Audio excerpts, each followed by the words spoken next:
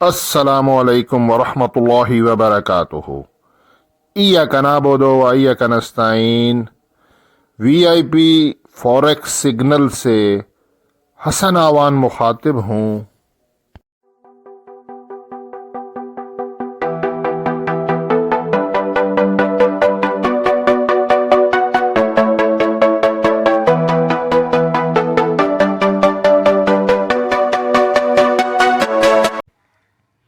नाजरीन, trend reversal candlestick pattern, आज हम मैं तीसरी वीडियो अपलोड करने लगा हूँ। अगर आप मेरी ये वीडियो फर्स्ट टाइम देख रहे हैं तो इससे पहले जो पार्ट 1 और पार्ट 2 है, ट्रेंड रिवर्सल कैंडलस्टिक पैटर्न, वो वीडियो आपने लाजमी देखनी है, तभी आपको कॉन्सेप्ट क्लियर होगा। अच्छा, ट्रेंड रिवर्सल कैंडलस्टिक पैटर्न में फ़िलहाल हम देख रहे हैं बेरिश, यानी कि जब हमारा गोल्ड का ट्रेंड बुलिश होता है, यानी कि इस तरह अप ट्रेंड में होगा और ऊपर रेजिस्टेंस के पास, इससे पहले हमने जाना कि अगर रेजिस्टेंस के पास इनगल्फिंग कैंडल बने, बेरिश इनगल्फिंग या शूटिंग स्टार कैंडल बने, तो वहाँ से हम लोग सेल करते हैं।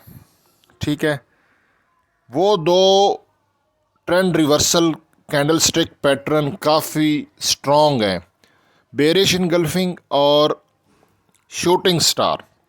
उसके बाद नंबर 3 पर आता है ये डॉजी कैंडल्स, आपके सामने स्क्रीन पर हैं।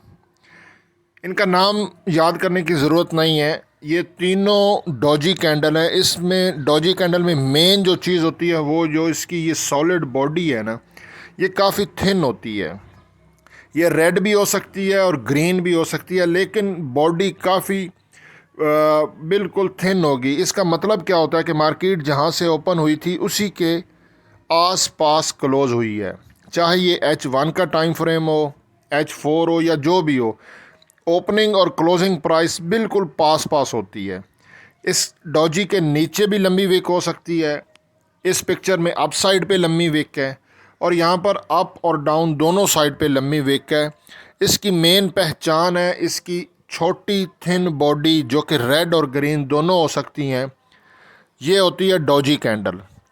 अच्छा, ये अगर ऊपर रेजिस्टेंस के पास बने, क्योंकि फ़िलहाल हम पढ़ रहे हैं बेरिश कि हमारा जब कोई भी स्टॉक है, जब वो अपने रेजिस्टेंस के पास हो तो वो कब उसका रिवर्स ट्रेंड होता है, यानी कि बुलिश से ट्रेंड रिवर्स होके बेरिश और डाउनवर्ड कब आएगा। फ़िलहाल हम ये पढ़ रहे हैं, आगे मैं आपको पूरा ये पूरी तफसील बताऊंगा।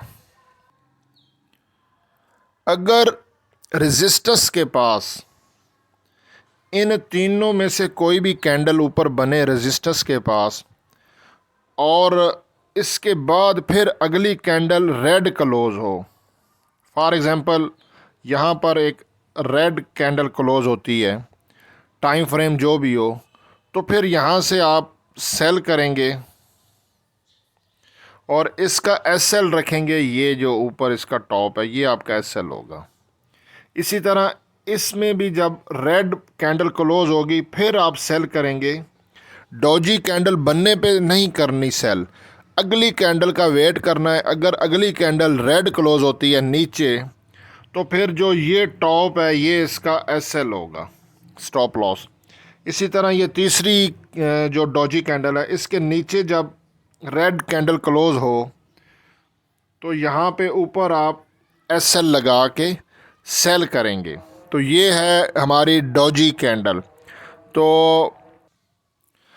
तो हमने अब 3 कैंडलस्टिक पैटर्न के बारे में जान लिया, इनगल्फिंग और शूटिंग स्टार। ये 2 स्ट्रॉन्ग होती हैं। और डॉजी कैंडल के बाद अगर रेड कैंडल क्लोज हो तो जैसे मैंने आपको बताया आप सेल कर सकते हैं।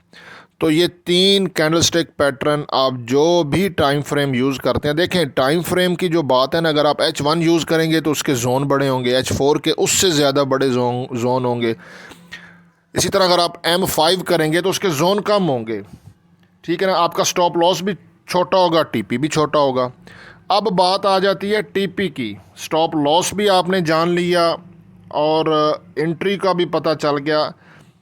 टीपी जो होता है वो मैं आपको बताऊंगा कि ये वाली जो हमारी ट्रेड्स हैं, जो आपने ऊपर रेजिस्टेंस के पास से आपने किया सेल,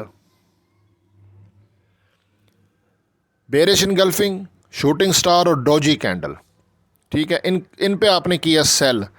अब इनको हमने कहाँ तक होल्ड रखना है, उसमें आपका टाइम फ्रेम का कॉन्सेप्ट भी क्लियर हो जाएगा, आपको स्कैल्पिंग, इंट्राडे और स्विंग का भी कॉन्सेप्ट क्लियर हो जाएगा, और इन ट्रेड को कहाँ तक होल्ड करना है। ये हमारा बेरिश ट्रेंड जब चेंज होकर बुलिश होगा, वहाँ से हमने ये सेल की ट्रेड का प्रॉफिट बुक कर लेना है और वहाँ से फिर हमने बाय की तरफ जाना है।